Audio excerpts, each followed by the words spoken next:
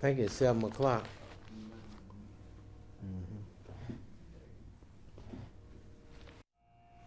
Greetings and welcome to another powerful edition of the Community Defender Talk Show. One powerful hour of truth in a day of falsehood. I'm your host, Brother Daryl Muhammad. And of course, we have a wonderful show planned for you. Tonight's topic is time is running out. And of course, we know that, we live in a very critical time for black people in America, for black people all over the world, and of course for black people especially in the racist state of Louisiana. And time is really running out for us to make the right decisions as a people to unify and come together. And time is also running out for this experiment that is called America as she goes down, headed into war. Now, I want to mention a couple of things from last time that we had a live program, and that was dealing with the subject of defending Farrakhan. And as usual, the minute that the enemies come out against a good man named the Honorable Minister Louis Farrakhan, always something comes out that underscores the points that we attempted to make. And I wanted to mention this because this is an issue of the final call from a couple of weeks ago, where it says that blacks are monkeys. And this is a statement made by a chief rabbi in Israel who literally said that blacks are monkeys. And a lot of this racist stuff comes from what is called the Talmud, which is what modern Judaism is based on, not really the Torah, but the Talmud, which has a lot of anti-Jesus writing that says that Jesus is boiling in hot excrement, and it deals with blacks, and a lot of times they say that blacks are monkeys. When Jews try to get people to speak out against Minister Farrakhan, and yet the people who tweet something or make a statement don't hold the white folks that have called them and told them to speak, they don't hold the JDL and the ADL accountable for one of their rabbis in Israel saying that blacks are monkeys. We wanted to deal with that and let you know that, hey, in defending Farrakhan, it is so easy to defend him because they give us so much material that we can use to defend this wonderful man of God, the Honorable Minister Louis Farrakhan. Now, I don't know if we have the graphic. We got so much to cover in such a short period of time. But now, I wanted to mention something to you in this topic before we get to the issue with Alton Sterling and Salamone, and we got to deal also with Syria. I wanted to, if we could get the graphic of the Honorable Marcus Mosiah Garvey. Do we have that graphic? I wanted to show him. And now, we had the director to make a graphic with all three men. All right? And all three men preached black self-help, starting with Marcus Garvey, the Honorable Elijah Muhammad, and the Honorable Louis Farrakhan. Now, the Honorable Marcus Garvey was attacked years ago by members of the Jewish community. And one of the things that he said, and we're going to quote Marcus Garvey, and this, of course, is a segue from defending Farrakhan, and it goes into what we're up against as a people. Now, here's what Marcus Garvey said. We're going to get a quote from Marcus Garvey himself. He says, "When they wanted to get me, they had a Jewish judge try me and a Jewish prosecutor. I would have been freed, but 2 Jews on the jury held out against me 10 hours and succeeded in convicting me, whereupon the Jewish judge gave me the maximum penalty. So there were Jews, the same group of people who want black leadership to speak out against Minister Farrakhan, who attacked Garvey and helped him, were instrumental in getting Marcus Mosiah Garvey to get deported. So they worked against him. Later on, during the time of the Honorable Elijah Muhammad, they sent people in to destabilize the Nation of Islam. At that time, they succeeded in getting about 82 Muslims arrested.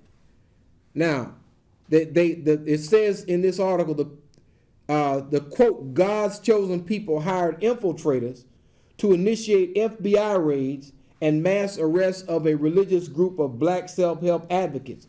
Why are Jews who in 1942 were comfortable in the American middle class even interested in the activities of a black religious organization that worked almost exclusively in the inner city ghettos? Jewish studies professor Mark Dollinger offers a startling explanation. I'm reading from this article. Despite the Nation of Islam's political marginalization, the American Jewish Committee officials still feared Elijah Muhammad. His charismatic personality, willingness to confront racism in the most dramatic rhetorical terms, and ability to inspire even non-believing African American listeners concerned Jewish leaders. The Nation of Islam leader they feared could earn the respect of his black audiences even if they chose not to join his movement. So they were concerned, and they sent people in to bother and infiltrate the nation and tried to get the FBI and the government, even in the 40s, even before the so-called anti-Semitic rhetoric, the Jewish community has been attacking black self-help people. And now today that goes directly to the graphic at the top of the Honorable Minister Louis Farrakhan, where none other than the Jewish people are attacking black self-help. Understand, they are attacking black self-help. Now, how does this affect the modern time? We got another article, and of course we give out information on this show because information is what you need to make the right decision about what to believe, and so we're going to give you some information. Now, in this article, which is the same article where a rabbi is saying that blacks are monkeys, and this is documented. The ADL even made a statement that he shouldn't have said, some soft statement. But they're not trying to isolate this rabbi and get everybody in the world to speak out against this rabbi.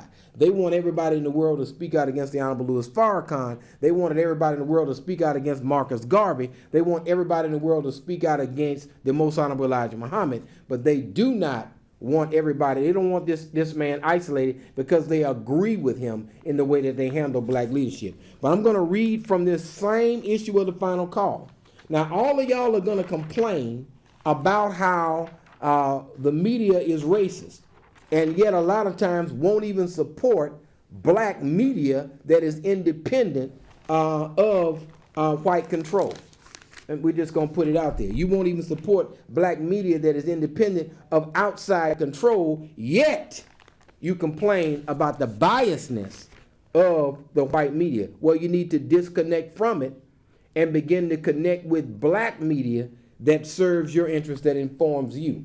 Now, in this article on page 7 of the April 3rd edition of the Final Call newspaper, a black-owned, black-controlled, black-operated newspaper, it says the judge weakens Newark's police complaint review board. Now, understand the Barack Obama administration found that there were so many egregious violations of human rights by the Newark Police Department. And so they got a civilian complaint review board. And it was created in 2014 to conduct oversight of the troubled police department. It has been stripped of its subpoena power and investigative authority. Superior Court Judge Donald Kessler ruled that the 11-member review board, comprised mostly of citizens and activists, could potentially recommend disciplinary actions against officers for political reasons. Really? Really? Shouldn't activists and community people be on the board? Shouldn't people that the community trusts who've worked in the community be on the board to look into these allegations? Shouldn't our own people? But what is he saying? Political. Now, here's the clincher. The judge's name is Donald Kessler. Kessler is a German Jewish name. So again, just like the Jews went against Marcus Garvey, the Jews went against the most honorable Elijah Muhammad, the Jews went against the Honorable Minister Louis Farrakhan. These same people are trying to get the blacks of Newark to accept a police force that abuses them and have stripped that board of its ability to subpoena and a lot of its investigative authority through a court ruling. Bottom line. And so I'm just going to underscore that point, let you know they're still at work. Kessler is not a Muslim name. It is Jewish, German Jewish. And again, that is a Jewish judge. Don't forget that George Zimmerman, another Jewish person, is the one that killed Trayvon Martin. Don't forget that Mr. Lohman is the one who shot Tamir Rice, another Jew.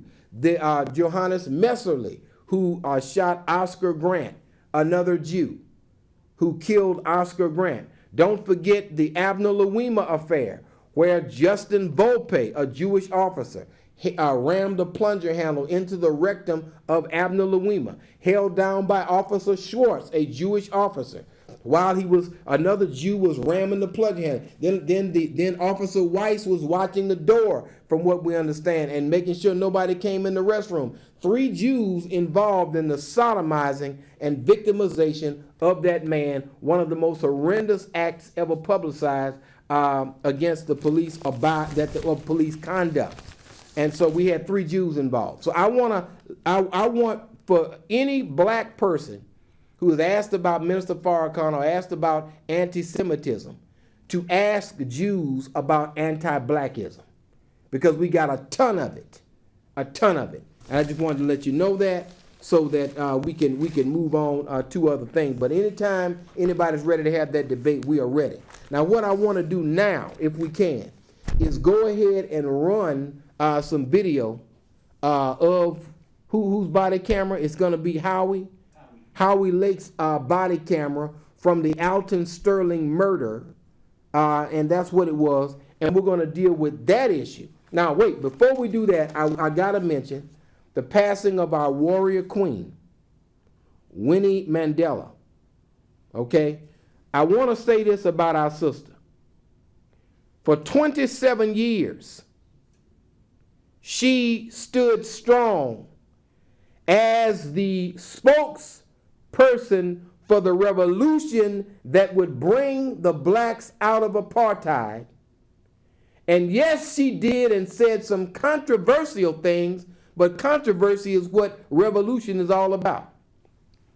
This sister, through the working and machinations of the enemy, was separated from her husband, that was one of his bad decisions, to get rid of the wife who was there for 27 years and get him another wife who was more moderate, who white folks could more easily deal with. They didn't want him to be laying in the bed next to this revolutionary black woman here.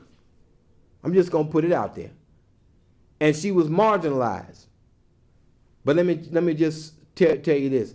She is an example of how you stand by a black man in the face of adversity. When you consider the fact that she stayed in this marriage for 27 years, and when Nelson Mandela got out of jail, she was the one waiting on him. Now, I love Nelson Mandela, but I have to say that was a bad decision. A decision that maybe he thought he was doing the best thing for the progress of the nation. I don't know. But in my view, it was a bad decision that was reflective of a lack of loyalty for the person who was with you for those 27 years that you were in jail. So I wanted to lay that out there, and I just wanted to say that our sister stood strong, and when you stand for our people, you're going to come against some adversity, and you may not always be treated justly. But understand that God is looking, and may God be pleased with the life of our sister, Sister Winnie Mandela. And she will be missed, but the spirit of her lives on, because there are other women who have that same spirit. And she definitely hated Uncle Toms and turncoats, and she advocated some very strong actions against them, that they be dismissed from the community and off of the planet Earth as viable and functioning biological entities. She was a warrior queen that will be missed. And I wanted to say that about her and about her passing. You can go to finalcall.com, NOI.org, and look at the Honorable Louis Farrakhan's official statement about her. He was a friend of hers as well as her husband's for many, many years. And of course, everybody has been friends who work for the cause of justice for our people. Now, I want to run this video of it's Howie Lake's body cam footage. It's unedited. My director tells me that it's unedited. So if you got children in the room and they can't deal with it or whatever, we just gonna let it roll so you can get the raw nature of a beast that was unleashed on the black community with a badge. And so go ahead and roll it when you get a chance.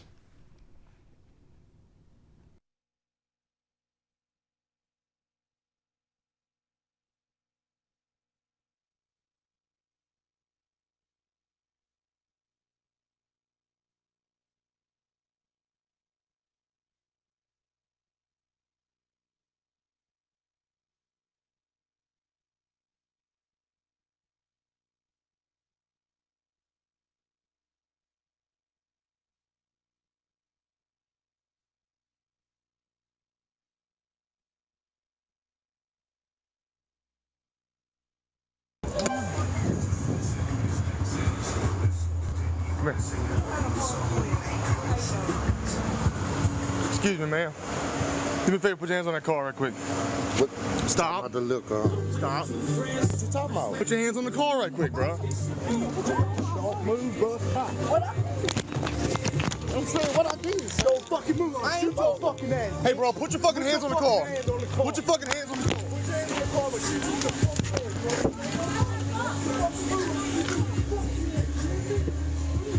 move. Stop.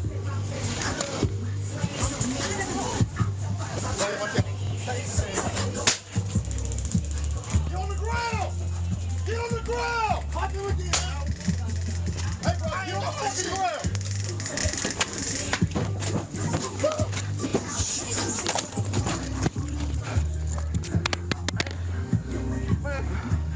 Let me search his pockets. I got him. Let me find the other arm. Get a gun. Gun. Hey, bro, you fucking move, I swear to God. Fucking go for the gun. Get on the ground.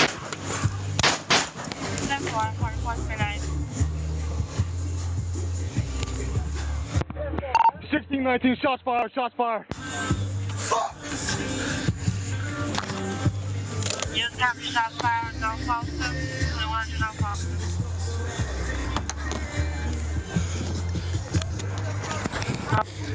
1619, both officers okay, suspect down. I need EMS code 3. Hey! Hold on, y'all stop! Everybody stop! Officer Fairfield.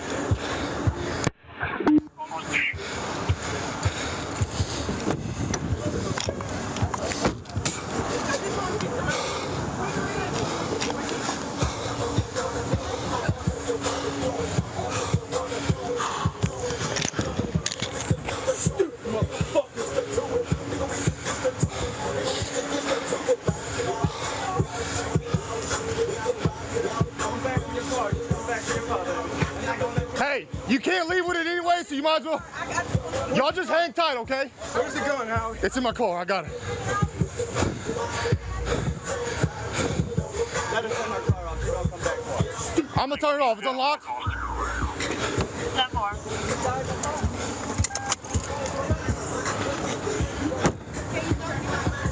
No, it's gotta stay right here. Let me get some gloves, boy.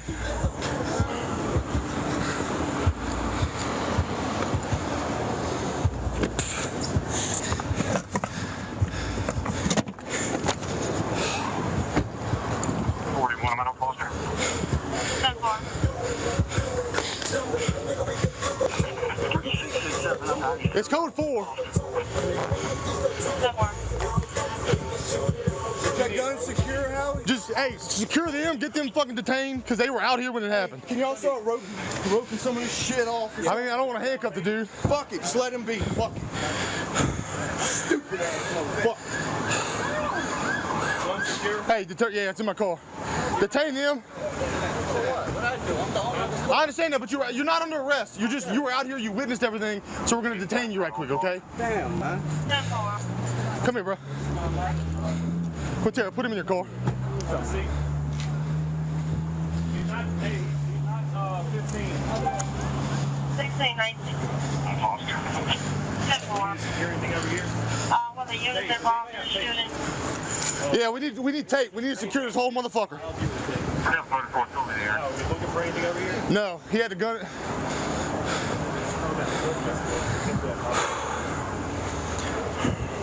Stupid fucking idiot. What?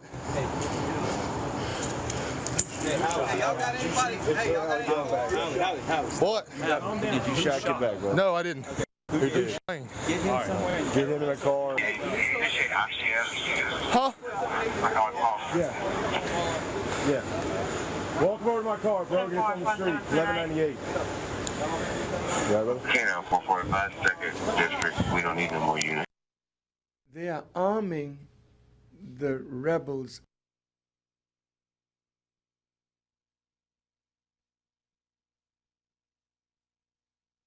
How the situation was handled, and it's one of those things to where, you know, the footage is very, very troubling, particularly Salomone's a body cam is also very, very troubling. And what it shows is that we have beasts who are without morals all over the streets of America, and how he continued to curse the man. The paramedics came and just let him be. That kind of insanity. Now, the thing I wanted to mention to us as black people in Louisiana and as black people in America is the situation with respect to justice is hopeless. We will not get justice from this system unless we apply. Huh? Oh, you got the graphic of the dog. Let me just lay something out.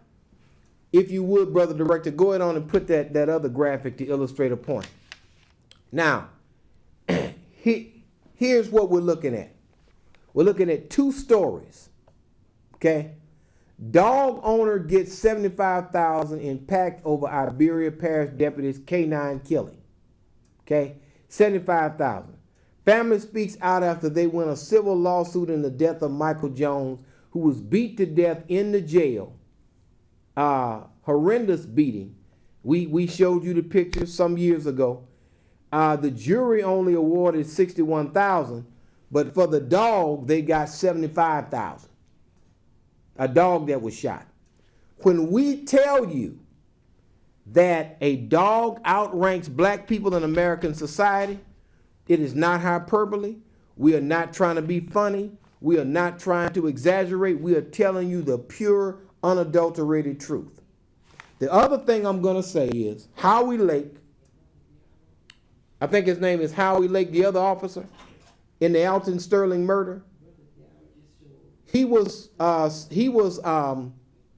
given 3 days suspension. An officer was suspended for 2 weeks by Davity for shooting a dog, by Police Chief Davity for shooting a dog. He went to the civil board and got it reduced to 1 week of suspension without pay. So if you really think about it, the death of Alton Sterling a 3-day suspension. The death of a dog, a 1-week suspension. Again, when we say to you that dogs outrank black people in the American justice system, we are telling you the pure truth. It's right there for you. You can look at it on your screen, and this is from the same website, same situation, $61,000, $75,000 for a dog, $61,000 for the beating death of a man. Now, if anybody doesn't understand that 75,000 is more than 61, we'll have to deal with the education system in the state of Louisiana. That's another issue that I can't help you with in the moments that we have on the program. But I wanted to lay that out to you, because that was something that I and the director had discussed earlier today. But we wanted to show that to you so that you can come face to face with the reality of where we stand after all of the protests, after Martin Luther King, Medgar Evers, and everybody. So I'm just laying it out there for you. Let's go ahead and take this call. Go ahead and call you on there with the community defender. Yes, how we doing, my brother? Oh, we're doing excellent. Hey, we're doing this, Reverend White. Yes, sir, it is. Okay, yes, sir. Nice to hear your voice, brother. Same, always, man. I see the altar still, and then going back through those who in the state of Louisiana, we had high-profile cases, but yet still hadn't done anything with them. Absolutely, without a doubt. Yeah, I'm telling you, I mean, anywhere else where we see that they get away with murder, they still want to continue them. But I tell you, man, we got to come together. At some point, we have to come together and break this systemic hold that they have on us, where we as the black people, we will not come together no matter what, as if it doesn't affect them when it affects all of us.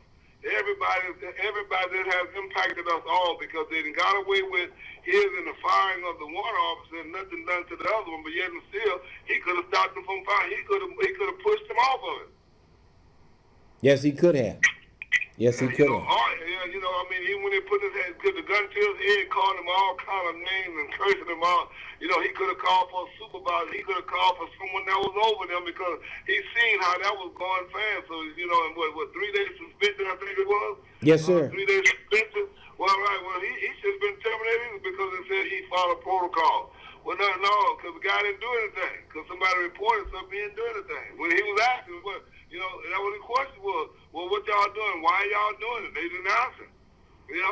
But again, they talk to him like that, but we have on the counterpart that they go take him by McDonald's. When they do that, they take him by McDonald's, stop by, get them something to eat. They don't come back dead. They don't come in that manner. They always, but when it comes down to us, man, they don't care for us. I feel for my life. No matter what's going on, I feel for my life. Absolutely, without a doubt. And I want to thank you, man, for standing strong and still being there in the cause of truth. We know that your family is still dealing with a significant tragedy of its own, of course, the murder of your son. And of course, we wish you and your family the best, and we want to have you back on the Community Defender at some point to get into a few things. All right? Yes, sir. I appreciate it. Thank you all. Yes, sir. God bless you, Rev. God bless you as well. Tell the wife we say hello. I will definitely do so, my brother. God bless you now. God bless. All right, and of course that was Reverend White, whose son was murdered, and of course they called it suicide. Now I want to mention this. This is in today's Advocate, and I wanted to mention this. Of course, it deals with Syria and so-called sending a message and all the stupidity of aggression that these demons are doing in government. But the article that I want to deal with is eyes now on BR Civil Service Board.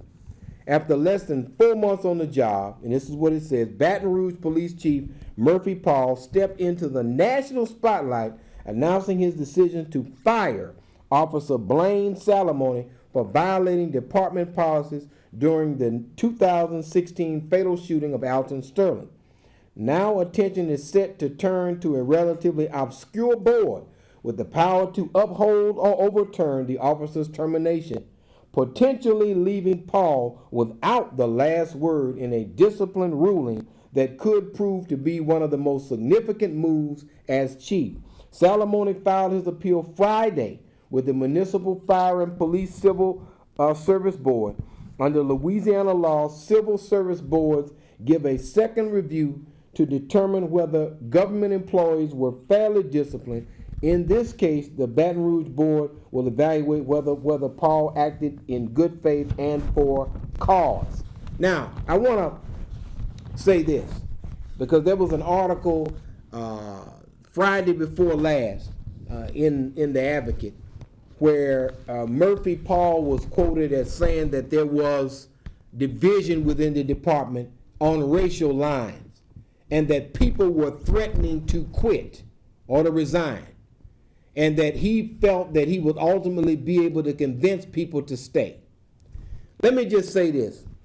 We cannot be weak in this day, because the enemies of freedom and justice, the supporters of the murderers of our people, are all lined up together and forcefully standing behind Salamone. They believe that the murder of black people is good police work. That's what they believe. And the reason that they were threatening to resign is because they believe that they should be able to shoot a black man when they want to, how they want to, without any consequences. That's what they desire. So the idea that you would beg a racist, nearly Klans-like person to stay on the force to continue to perpetuate a racist, murderous, homicidal mindset and be a black man in America in 2018 is crazy to me. Why would you want to convince somebody who saw that video and still back Salamone to stay on the force? If they say they want to quit, good riddance. Let them go. Here's the other thing I'm going to say, and it brings up a legal issue. Understand that there is a law of self-defense that every citizen has. If I believe that I will, and I'm in reasonable fear based on the circumstances that my life can be taken, or that I may be inflicted with great bodily harm, I, as a citizen, can use lethal force in the protection of my life. Now, here's the thing, and here's the problem. Salamone is saying he wants his job back. Salamone is saying that he has not gotten enough blood. I want some more. That's what I'm reading from it. Now, here's the thing. Here's the thing I want you to look at. If you look at the way he acted in that video, you see his body cam footage, you see the footage from the cell phone that was put on the internet, and Facebook, Twitter, what have you.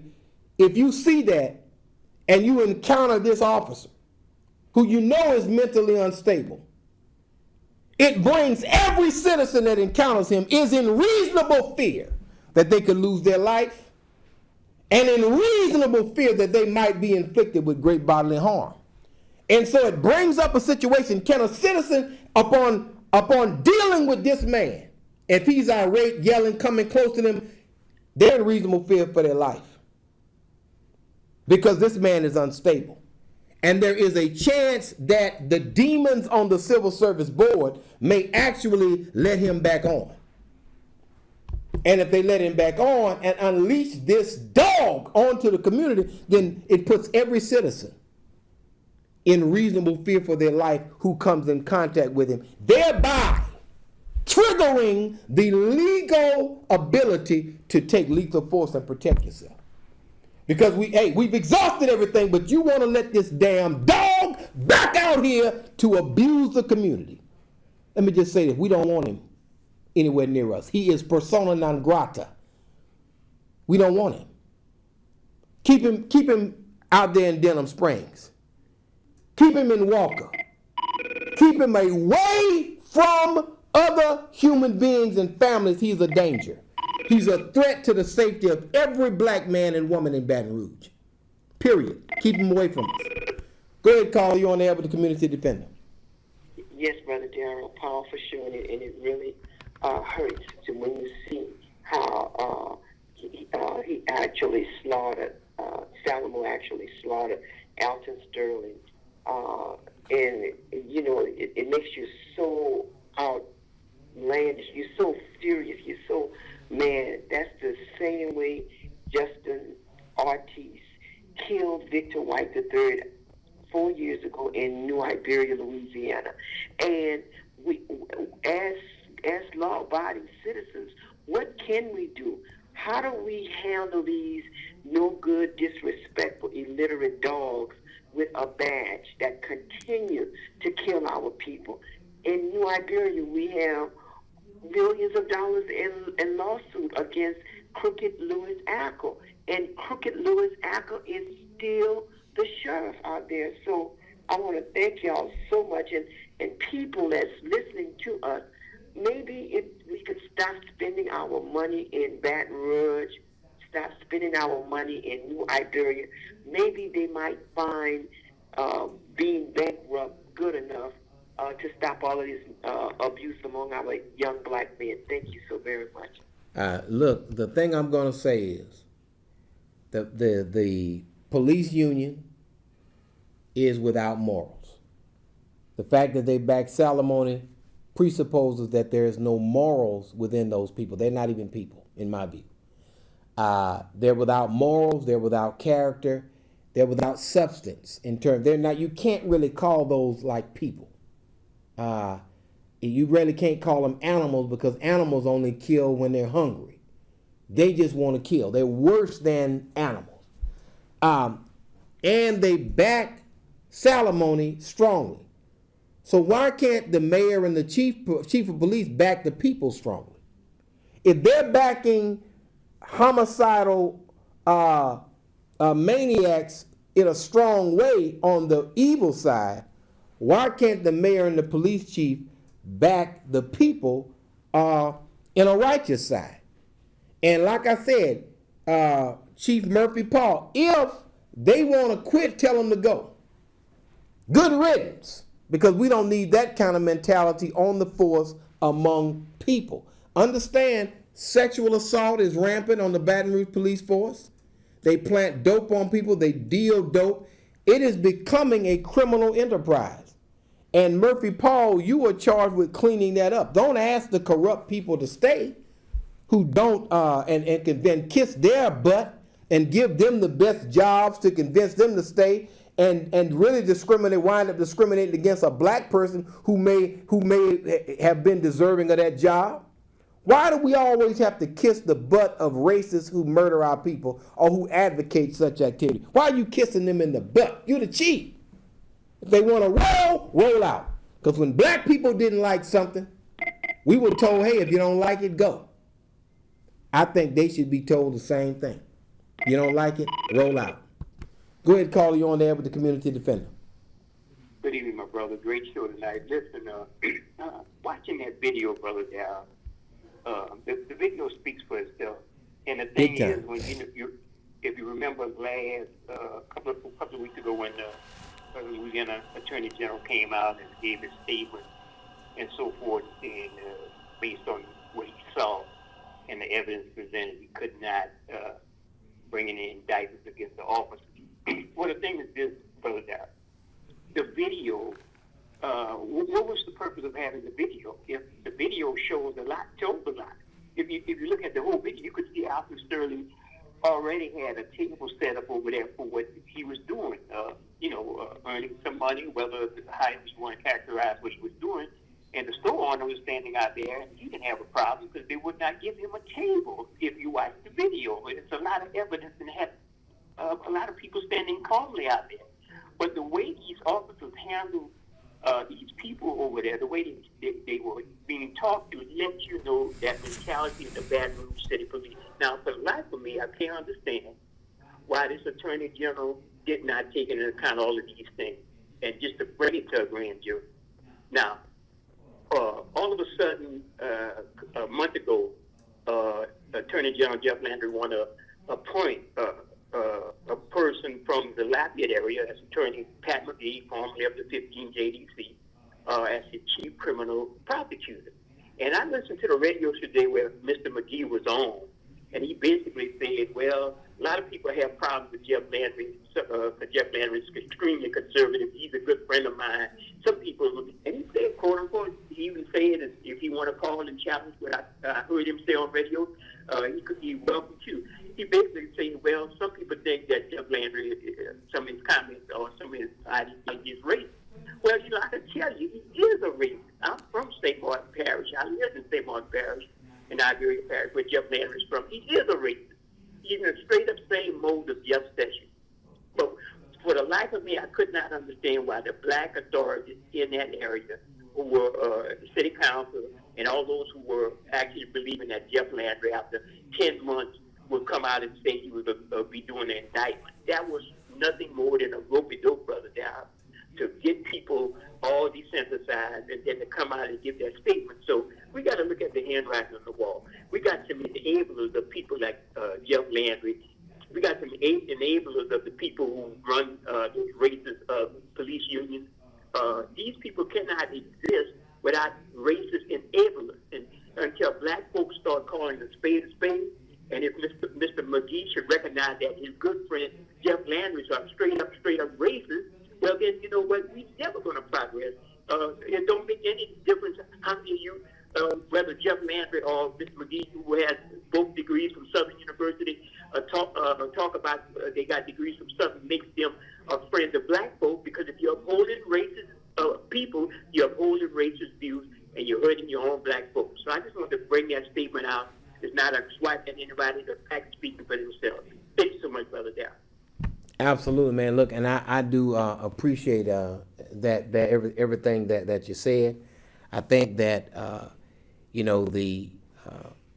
the thing that should happen, and I hope that the board upholds Mr. Paul's judgment, so that the community can forever be separated from this homicidal maniac. I think it's the right thing to do. I think, of course, he should be in jail for life. But if that's not going to happen, to add insult to injury of putting a murderer back on the force, a person who's unstable. And keep in mind, everybody was calm except Salamone and Howie. They were the only people who were out of control. Alton Sterling was calm. The only people out of control were the two officers.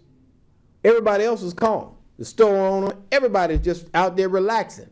The only people that are irate and acting a damn fool were the police officers, in my view. And I think if you look at that, but I really think that everybody is in danger.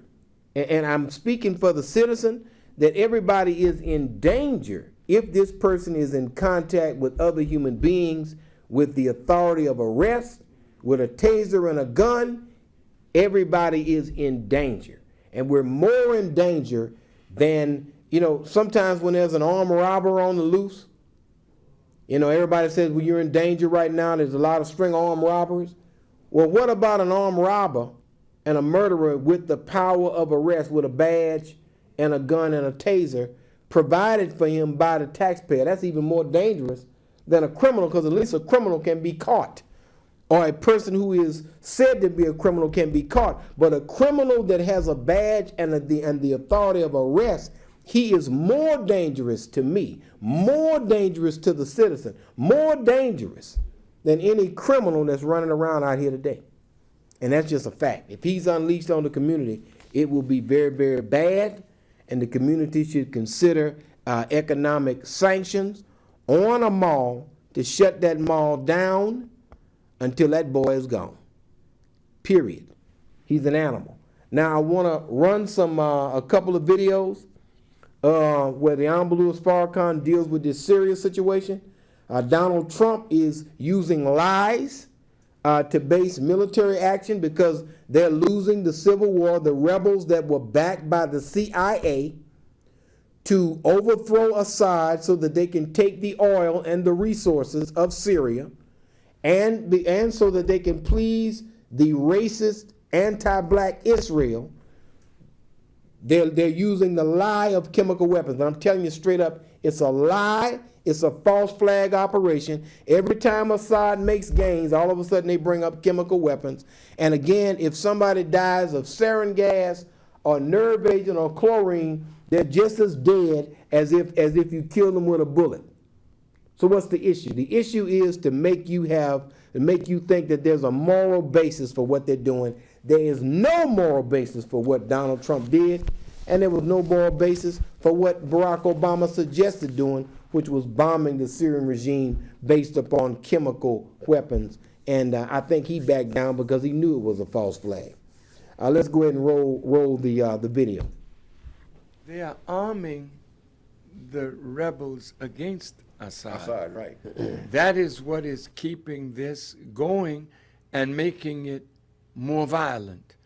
Some of the rebels have been involved in the slaughter of civilians, and the media, of course, blames it on Assad. You know, the hand of America, you know, it's a bloody hand. And soon, America, I fear for you that your hand is going to be cut off.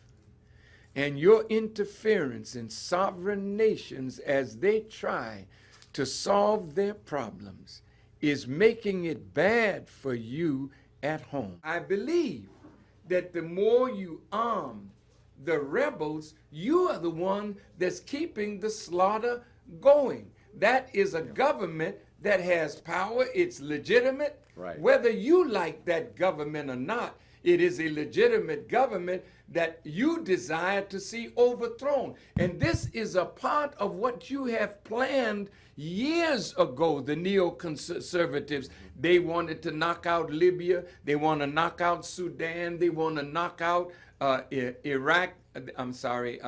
Syria. They want to knock out Iran. So you're on schedule. Yeah, my point was, you're absolutely right. They are arming the rebels, but not to the same degree. This is what I was saying, that they did in trying to depose Colonel Gaddafi. That is because in Libya, they had destroyed Gaddafi's ability right. to defend the airspace. You have not done that. That's my point. In Syria. And I'm telling you, you are making some serious miscalculations. Your weaponry, your power has literally gone to your head. And I can tell you on WVON, the nation's radio station, this is my country. I have no other country that I'm a citizen of. Yes, I guess I'm a citizen of the world. But if you continue in this path, your power will be broken in war. Listen to me carefully now. I'm not saying it out of ego or vanity. I am repeating what a man that was taught by God put in my ear and put in the public domain, that you have not won a war in the last, 40 or 50 years? You didn't win in Korea. It was a police action that was a stalemate. You didn't win in Vietnam. You're not winning in Afghanistan. There's something wrong, America. You need to stop a minute. And the American people need to rise up against the warmongers that are bringing America down. Now, you can come and get me if that's what you want to do, but I'm a faithful warner from God through the Honorable Elijah Muhammad to you. I'm not warning you because I hate you. I'm not warning you because I want to see America fall. I don't want to see America fall. I live here. But you are headed for a very hard fall. And I'm saying all the world will go free because your power, NATO's power, and the warmongers of the world, your power will be broken in this final war which you are shaping up for now. You will not win. I can guarantee you that whether I am living or dead, put it down. You will lose everything that you had. In fact, what is happening now in America is signaling the clouds of war to gather. And while I'm on this broadcast, I would like to send a message to our president, because the Honorable Elijah Muhammad said that we're in a period called the lull before the storm. The storm is World War III, or what is called in the Bible the War of Armageddon. In that war, which is prophesied, and we can't make the prophets liars. Everything that they prophesied in both the Bible and Quran are going to come to pass. So the Honorable Elijah Muhammad, knowing that there was a political dynamic at the time that he wrote this article, The Lull Before the Storm, he said, whoever should be president, it would be to his advantage to delay the war as long as he could, because it could be a great benefit to whoever would be in power. Unfortunately, President Trump has gathered around him some of the neoconservatives who are considered warmongers. And if President Trump attacks Syria under a false flag operation that President Assad killed his own people through the use of chemical warfare, if Mr.